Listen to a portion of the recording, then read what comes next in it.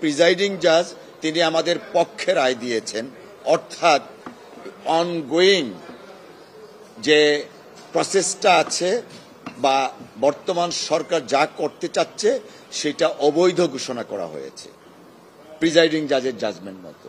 On the other hand পিউনি জাজ তিনি dissenting দিয়েছেন, অর্থাৎ তিনি বলেছেন আমাদের লোকাস স্ট্যান্ডি নেই এবং প্রিম্যাচিওর, আর আমরা ন্যাশনাল সিকিউরিটির উপরে আমাদের কিছু উপস্থাপনা ছিল মহামান্য আদালতে, সেটা তিনি ডিসএগ্রি করেছেন।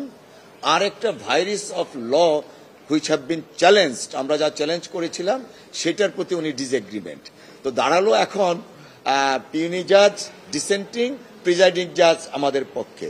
তো এখন প্রসিডিউরাল ম্যাটার হচ্ছে this matter will be referred to honourable chief justice.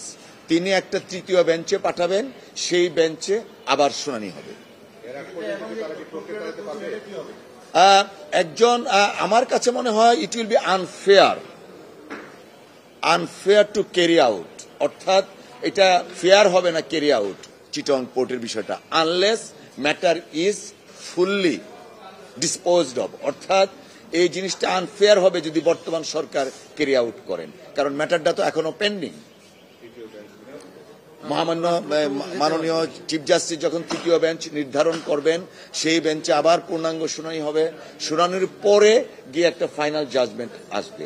যেহেতু মিনহোয়াইল একটা প্রিজাইডিং জাজ উনি এটাকে ডিক্লেয়ার করেছেন ইলিগ্যাল হিসাবে, যে কারণে এটা আমি বলছি আনফেয়ার হবে এই প্রজেক্টটাকে ক্যারি অন করা at this stage. Attorney general সাহেব কি বক্তব্য দিয়েছেন, হনু বিড়াল নাকি সুরঞ্জিত সেন কালো বিড়াল, এটার ব্যাখ্যা তিনি দিতে পারবেন। হোমো বিড়াল নাকি, আর সুরঞ্জিত সেন গুপ্তের সময় ছিল হইল কালো বিড়াল। সো যারা এই সমস্ত বিড়াল নিয়ে ডিল করেন তারা বিড়ালের ব্যাখ্যাটা দিতে পারবেন। আমরা আইনজীবী হিসাবে এটা বলি বা এটা জানি। আমি পিআইএল এর যিনি আছেন ফাইলিং লয়ার, উনি আমাকে অ্যাপ্রোচ করেছিলেন এবং আমরা সেই মামলাটা মুভ করেছি with bona fide intention for the greater interest of the nation. এখন অ্যাটর্নি জেনারেল পদটা এমন, উনি রাষ্ট্রের অনেক কিছু জানেন, যে কারণে তিনি কালো বিড়াল হুলু বিড়াল এগুলো আনতে পারেন। আমরা একজন ছোট্ট ক্ষুদ্র আইনজীবী, আইন এবং আদালত এবং আমাদের পিটিশনের বাইরে বক্তব্য দেওয়ার কিছু নেই। পিউনি জাজ যা বলেছেন তিনটে পয়েন্টের উপরে তিনি ডিসএগ্রিমেন্ট করেছেন। এক হচ্ছে আমাদের লোকাস স্ট্যান্ডি, আরেকটা হচ্ছে ন্যাশনাল সিকিউরিটি, আরেকটা ছিল হলো ভাইরাস অফ ল।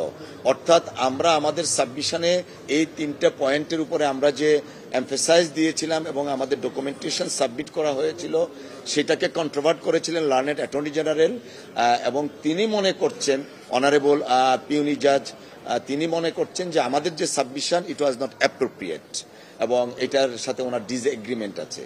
আর ওই যে মাসুদ সাহেব একটু আগে যেটা বললেন যে থার্ড পার্টি আছে কিনা, মাননীয় পিউনি জাজ আরেকটা মেনশন করেছেন যে সেম ম্যাটারের উপরেই আরেকটা রিট ফাইল করা হয়েছিল যারা কারেন্ট অপারেটর আছে। তো সেই সম্পর্কে আমরা অবগত ছিলাম না, পার্সোনালি আমি অবগত ছিলাম না। That writ petition was discharge from this court. So সেই জিনিসটা তিনি মেনশন করেছেন আর কি। ওই রিট পিটিশনের আমি আইনজীবী ছিলাম না, যে কারণে আমি এই বিষয়ে কিছু জানিও না।